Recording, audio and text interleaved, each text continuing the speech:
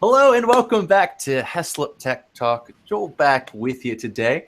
And we got some Mobile World Conference coverage as well as some other fun stuff. Excited to be here. Josh, would you like to introduce yourself to the crowd here? No. No, but we need Denied. Billy did.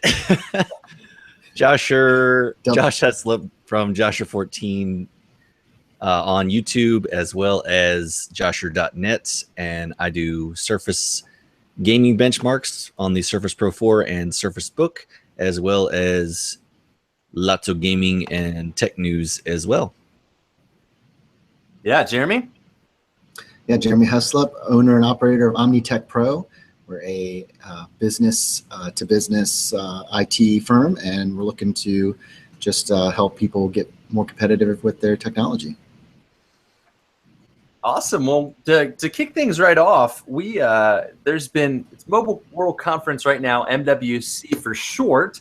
And Congress. Congress.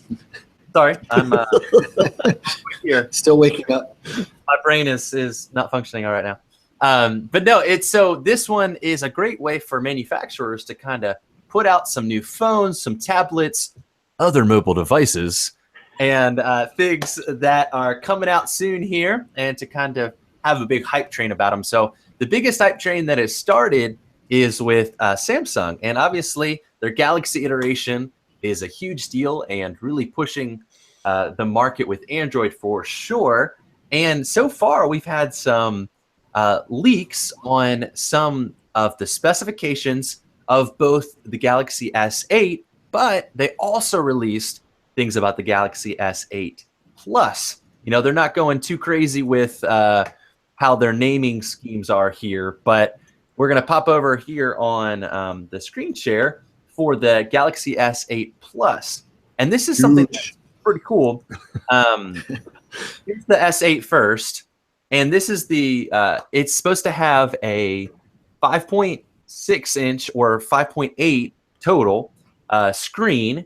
And that's the full rectangle of it. So basically it has rounded edges like the S7 Edge did. And so you kind of lose about 0.2 inches of the screen there.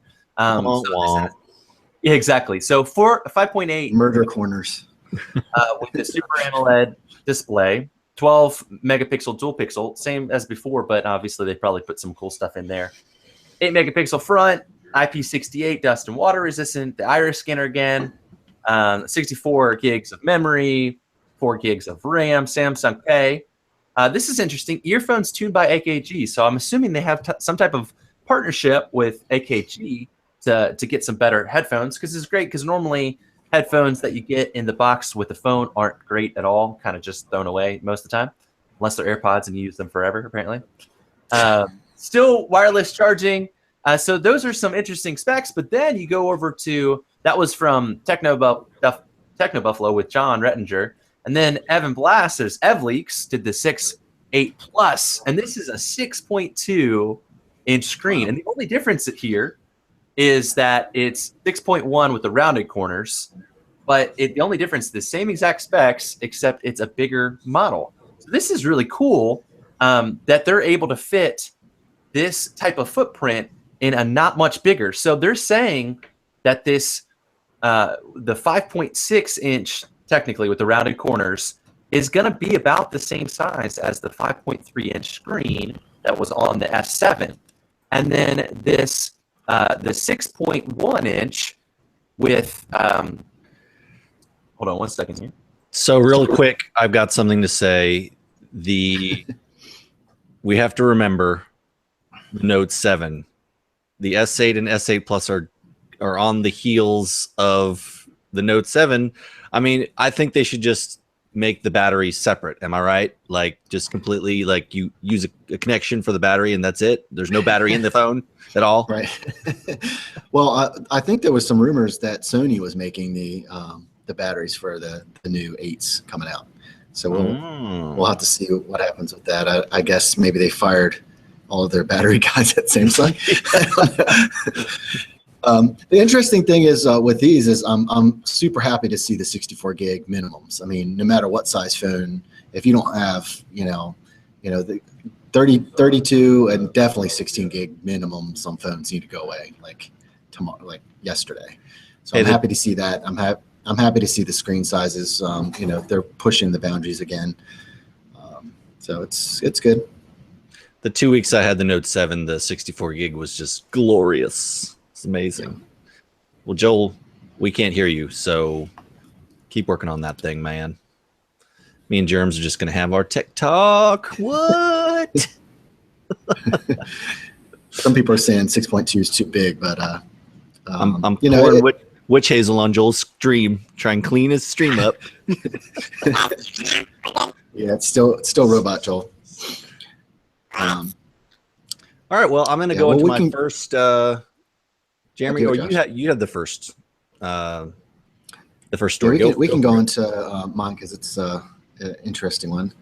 So this week, UPS was letting everybody know that they've been testing residential delivery via drones, and I'll show because it's one of the funky big ones,